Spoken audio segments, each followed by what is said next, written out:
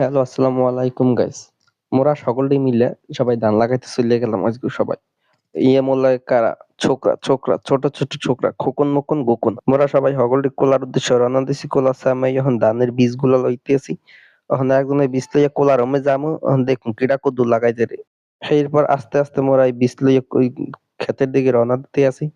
অহন সবাই লইছে বীজ অহন মুই তো জাগাইই পারি না। উষ্টা খাইয়া পড়ি খালি।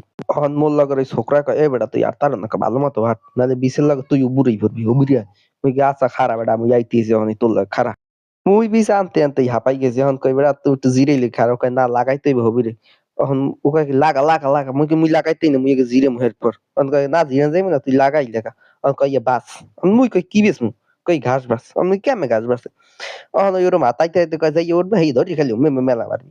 অহন মুই একবার কইছি আর থুতনা পাছি মেলা মারবো? ও কয়, "না থাক ওই বাইরা বাইরো মেলা মারবি।" অহন মেলা মারতে আছি মুই আস্তে আস্তে করি।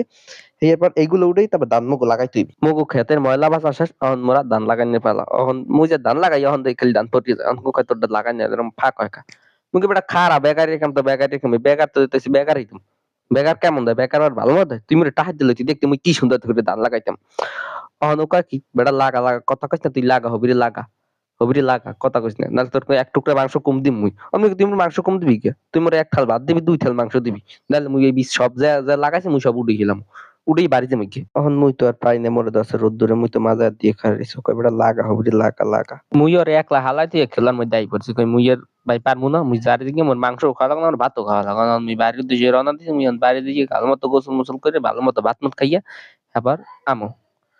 দেখছেন মোগো গ্রামের কি সুন্দর পরিবেশ দেখছেন? কি সুন্দর বাতাস। ৩ বেলা ভাত না খাইয়ে থাকতাম। কিন্তু এই বাতাস না খাইয়ে জীবনে মুই থাকতাম না। আর এই সুন্দর কত সুন্দর দৃশ্য। এই চোহে দেখার মতো দৃশ্য। চোহে একবার দেখলে ৩ বেলা লাগিয়ে থাকবে। আজগর মতো এই বলক দিয়ে আমরা সবাই বিদায় নিতে আছি। সকলে ভালো থাকবেন, সুস্থ থাকবেন।